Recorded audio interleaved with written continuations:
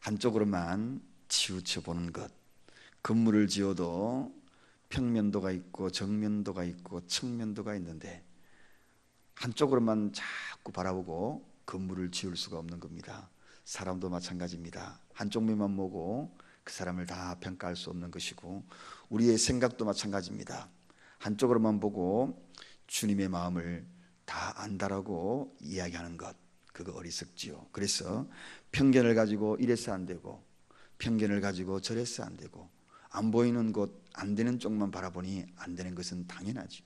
그 반대쪽에 뒤돌아서 보니 되는 방법도 있고, 뒤돌아서서 안 되었는데 위에서 보니 되는 방법도 있고, 저 사람이 도저히 돌이킬 수 없는 사람일 것 같았는데, 그런데 때가 되니 돌이켜서 하나님의 일꾼들이 되는 그러한 장면들을 얼마나 많이 주변에서 보는지 모릅니다. 그래서 이 편견은 무서운 것이다. 절대로 이 편견으로 사람을 평가하거나 판단해서는 안 된다고 말씀을 드렸습니다. 사실 오늘 이 요한복음 7장은 예수님이 주로 유대인들의 불신앙에 대한 태도에 대해서 책망하고, 또 이 불신앙에 대한 유대인들의 모습을 보면서 한탄하는 그러한 내용들이 많이 기록이 되어 있습니다. 오늘 본문을 가만히 보니까 유대인들이 예수님을 이제 잡으려고 하는 그러한 모략을 끄는 것을 보게 되죠. 그때 예수님이 하신 말씀이 뭡니까? 아직 내가 때가 이르지 않았다. 그렇게 이야기하는 대목으로 오늘 말씀이 전개가 되고 있습니다. 참으로 예수님을 잡고자 하였으나 예수님을 잡지 못하였더라. 그 이유는 왜 그런가 하는 것입니다. 아직까지 이들이 알고 있지 못하는 것이 있었다는 것입니다. 그것이 바로 오늘 제목이기도 합니다. 유대인의 무지. 알지 못하였기 때문에 자꾸 잡고자 하고, 그리고 자신들의 힘에 의해서 예수님이 잡히는 줄 알고 착각하고 있는 것을 보게 되더라 하는 것입니다. 그런데 예수님 잡으려고 해도 처음에는 손가락 하나 예수님을 잡을 수가 없고 그를 결박할 수 없었습니다. 왜 그러냐 하면, 그것은 바로 예수님은 스스로 나중에 십자가를 지는 것이지 결코 힘이 없어서 잡히는 것이 아니라는, 잡고자 했지만 잡을 수 없었다. 예수님이 아직 때가 이르지 않았다는 것입니다. 그 때가 되면 스스로 잡혀주십니다. 스스로 십자가에 지십니다.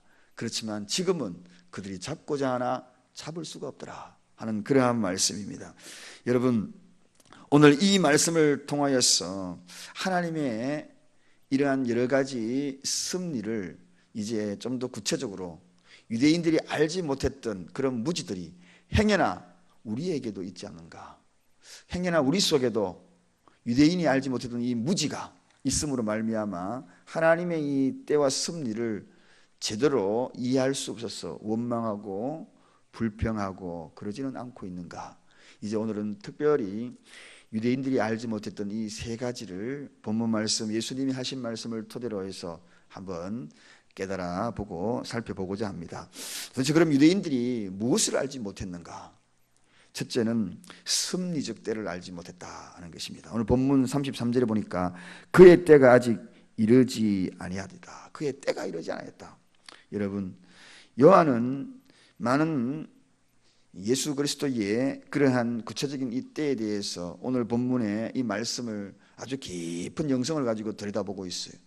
그래서 유대인들의 그 무지를 예수님의 바라보면서 그들에게 어떻게 이야기하는지, 그러면서 오늘 이 시대에 살아가는 많은 사람들에게 이 섭리적 때에 대해서 다시 한번 밝히고 있는 것입니다. 섭리적 때, 천하의 범사가 기한이 있고 모든 목적이 이룰 때가 있다. 즉 하나님의 시간에 대해서, 하나님의 때에 대해서 여러 가지 호라라든지 카이로스라든지 등등의 말씀을 여러분에게 전했습니다만, 그 모든 것들을 한마디로 묶어서 이야기하면 섭리적 때다, 이렇게 정의할 수가 있을 것 같습니다.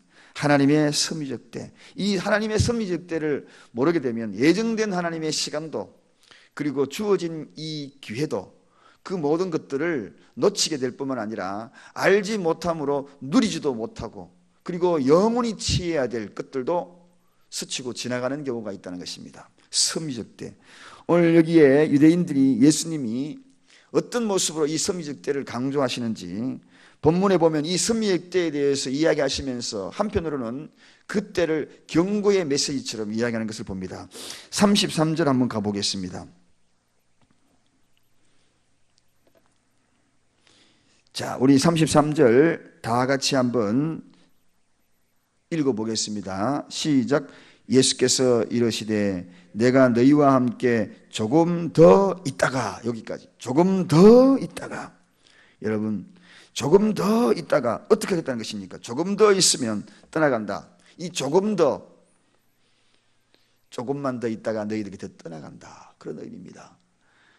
이것이 어쩌면 굉장한 경고의 메시지입니다. 기다리고 기다리다가 떠나갈 것이다. 말하다가 듣지 아니하면 떠나갈 것이다. 이해시키려고 그토록 이야기하였건만 하나님의 때에 대해서 그토록 앞에서 쭉 이야기했잖아요.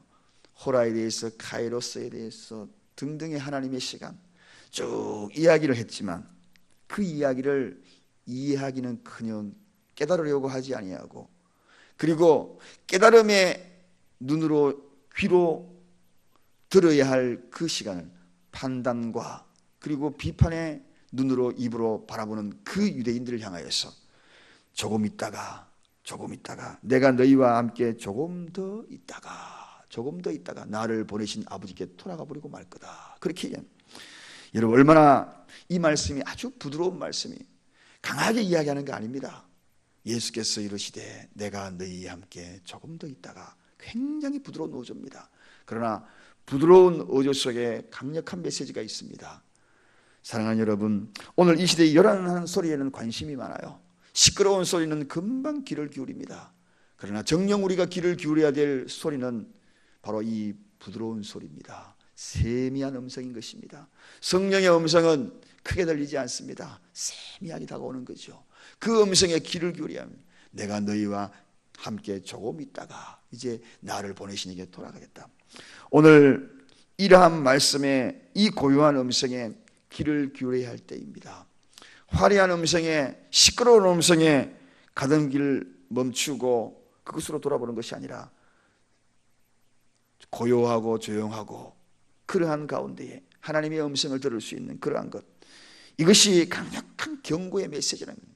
내 이놈 하고 소리 지르면서 소리 지르는 그 속에 경고의 메시지가 있는 것이 아니라 너무나 고요하게 들려오는 이 속에서도 예수 그리스도의 경고의 메시지가 있다는 것입니다. 이게 바로 섭리적인 때입니다. 섭리적들을 깨달아야 할 그러한 겁니다. 하나님의 시간은 시끄럽게 다가오는 것이 아닙니다.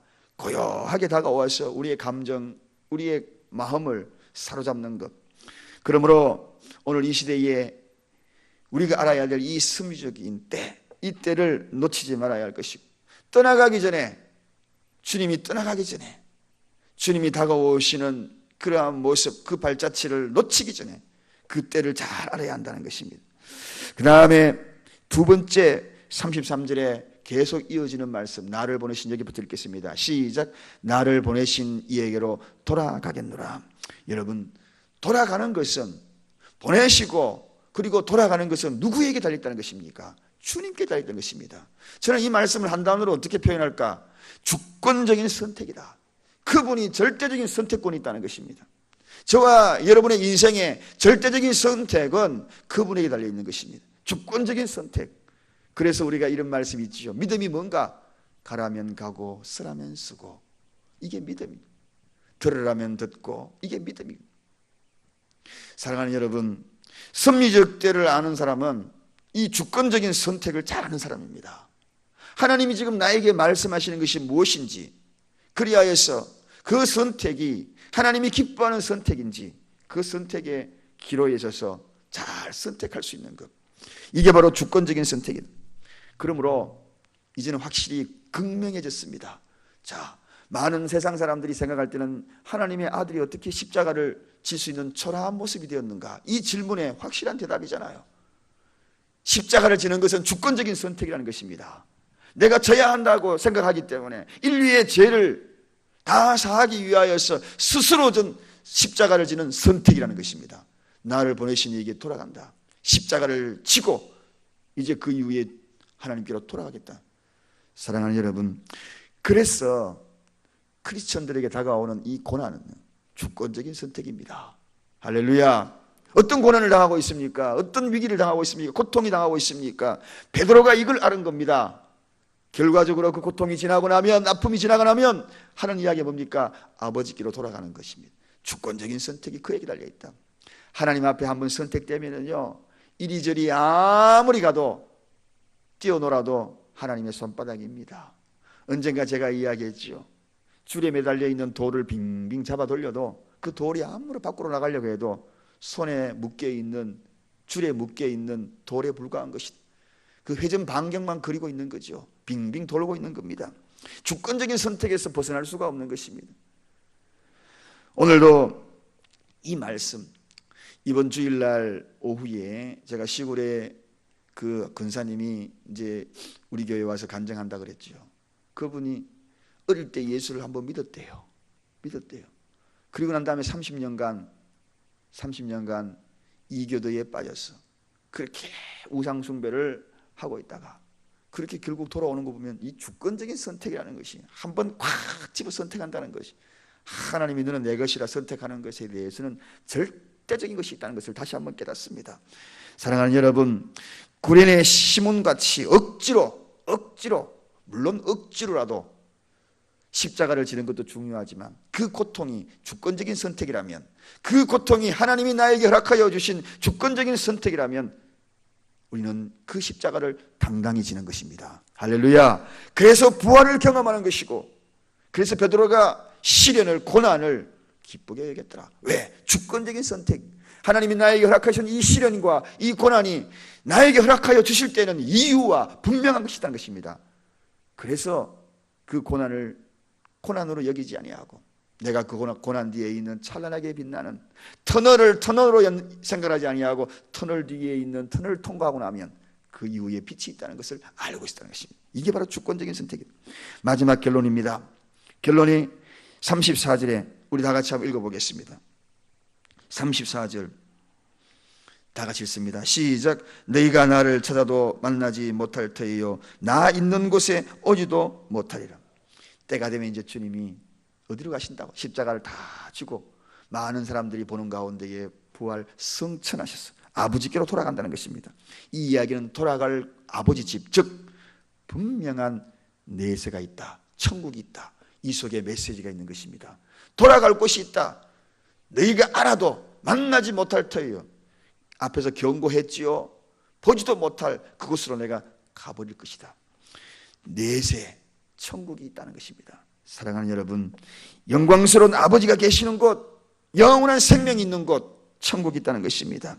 고난이 있고 오욕이 있고 시기가 있고 불평이 있고 불만이 있는 이런 모든 것들을 다 성귀하고 이제는 결과적으로 내 아버지께로 돌아갈 것이다. 아버지께로 돌아갈 것이다.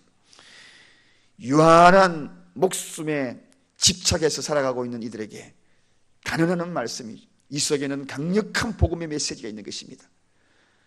아직도 깨닫지 못하는 이들에게, 유한한 목숨에만 집착하여서 살아가는 인생들에게 무한한 생명이 있다는 것을 선포하는 말씀이 바로 오늘 이 24절입니다.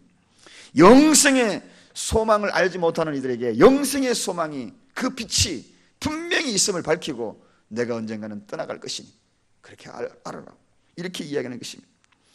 말씀을 정리합니다.